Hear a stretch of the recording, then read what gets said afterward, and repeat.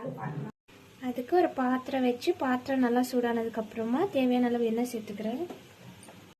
இப்போ எண்ணெய் நல்லா சூடாயிடுச்சு. இதில் நான் பிரிஞ்சி எல்லாம் சேர்த்துக்க போறேன். தள்ளி நின்றுக்கோங்க, வெடிக்கும்.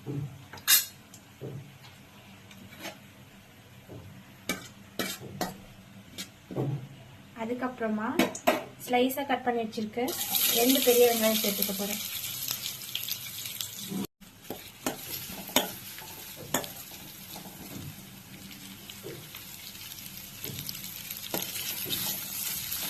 நல்லா வதக்கி விடுறேன்.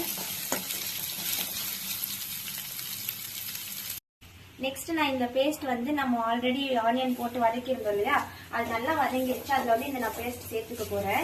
இந்த பேஸ்ட்ல நம்ம என்னென்ன போட்டோம்னா மிளகு, சீரகம், சோம்பு, இஞ்சி, பூண்டு, இது 5 தான் போட்டு அரைச்சிருக்கோம். இதுக்கு நான் சேர்த்துக்க போறேன். இப்போ ஆனியன் வதங்கிடுச்சு இல்லையா, இந்த பேஸ்ட் சேர்த்துக்கிறேன்.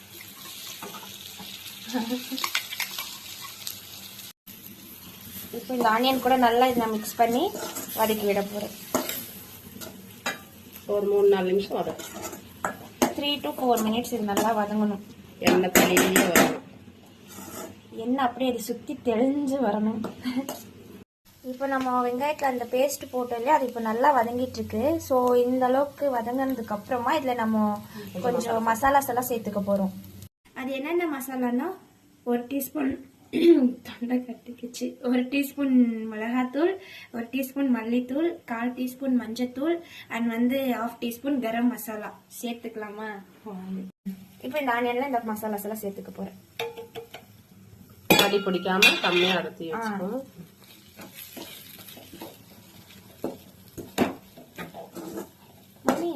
துணியே இல்லாம பிடிக்கிறோம். இப்போ இது நல்லா வதங்கிடுச்சு. இந்த ஸ்டேஜில் நான் வாஷ் பண்ணி வச்சிருக்க லிவர் சேர்த்து போகிறேன். சிக்கன் லிவர் இது. ஏன் மட்டன் லிவர் இல்லையா?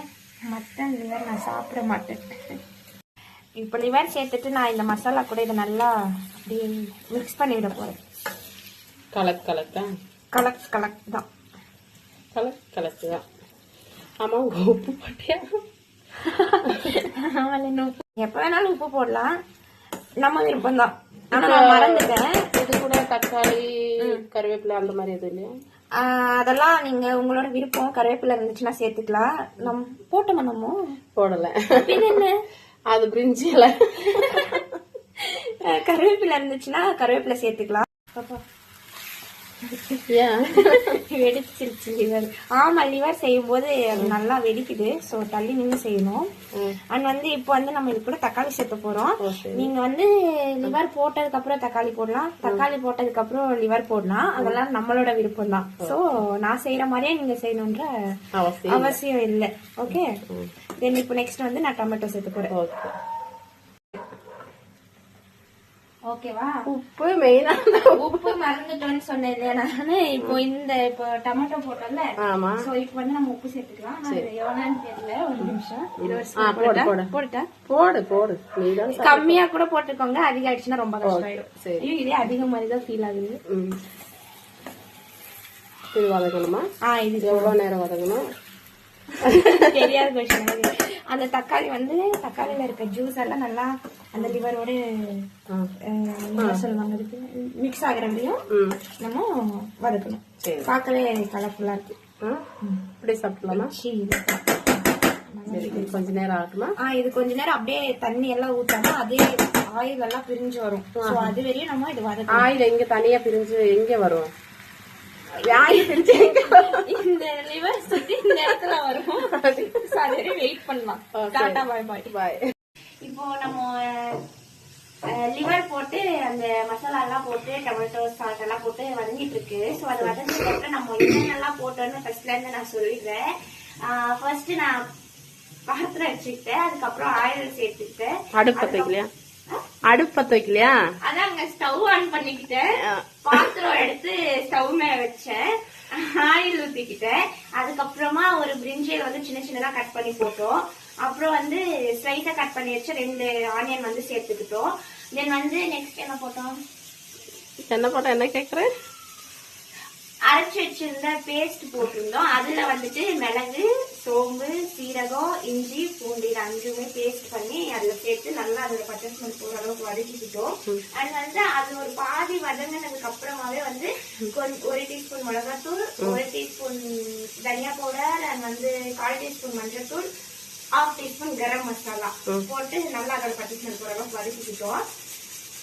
வதங்கினதுக்கு அப்புறமா லிவர் சேர்த்துவோம். லிவர் சேர்த்து வதக்கிறதுக்கு அப்புறமா ஒரு டொமேட்டோ கட் பண்ணது போட்டோம்.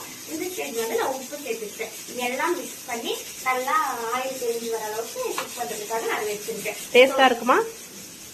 அது சாப்பிட எங்க அப்பா சொல்லுவாரு, பாக்குறாரு.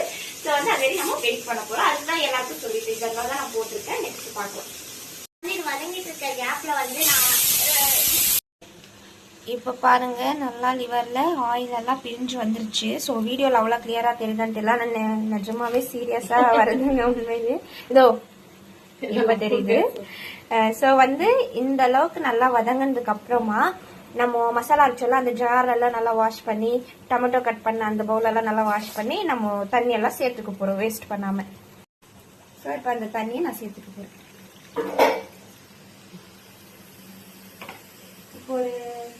இப்போ ஒரு மிக்ஸ் பண்ணி விட்டுடலாம். கரண்டி காணாம போயிடுச்சு நடுவில்.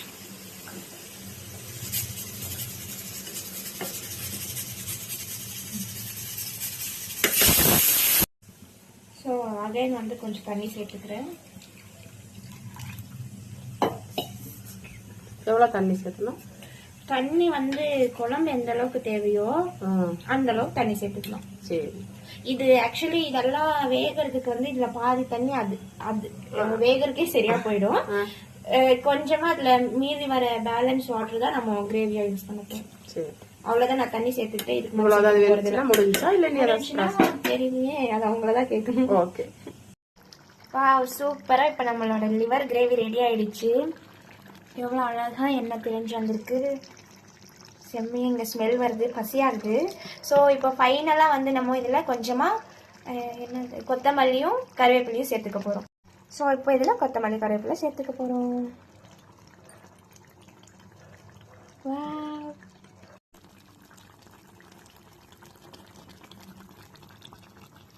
யாருக்கெல்லாம் பசியாகுது இது பார்த்த உடனே? எனக்கு மிக்ஸ் பண்ண மம்மி. நல்லா கலக் கலக் கலக் அப்புறம் சாப்பிட்றது தான் வேலை. சூப்பராக நம்மளோட லிவர் வெந்துருச்சு. இப்போ சூடாக சாதம் எடுத்துக்கிட்டேன். இது கூட நம்ம செஞ்ச லிவர் கிரேவி வச்சு டேஸ்ட் பார்க்க போகிறேன். இப்போ நம்ம செஞ்ச இந்த லிவர் கிரேவியை டேஸ்ட் பார்க்க போகிறோம்.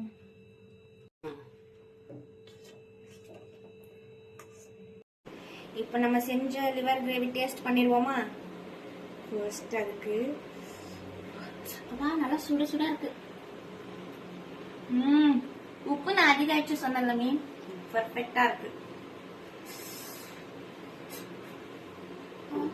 சூடா இருக்கு. எது இருக்குன்னு தெரியும். இப்போ நம்ம இந்த லிவர் எடுத்து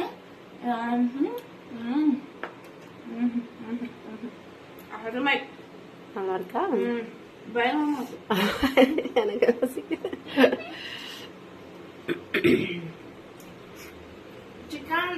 கண்டினியூவா சாப்பிடணும். லிவர் டோட்டலி டிஃப்ரெண்ட் டேஸ்டா இருக்கும். இப்போ அப்படியே அந்த கிரேவியோட கொஞ்சமா இந்த லிவர் எடுத்து வச்சு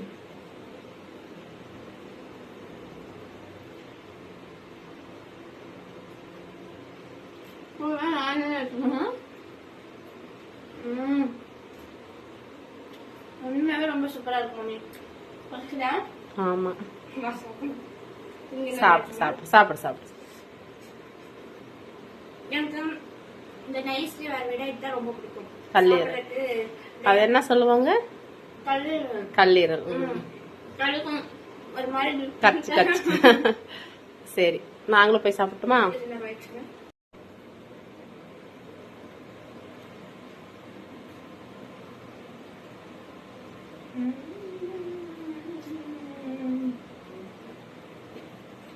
நம்மளே சொல்லி சாப்பிடுறது ஒரு தனி டேஸ்ட் தான். எல்லாம் பாக்குறாங்க. ஒரு வாய் இவர வந்தோம்.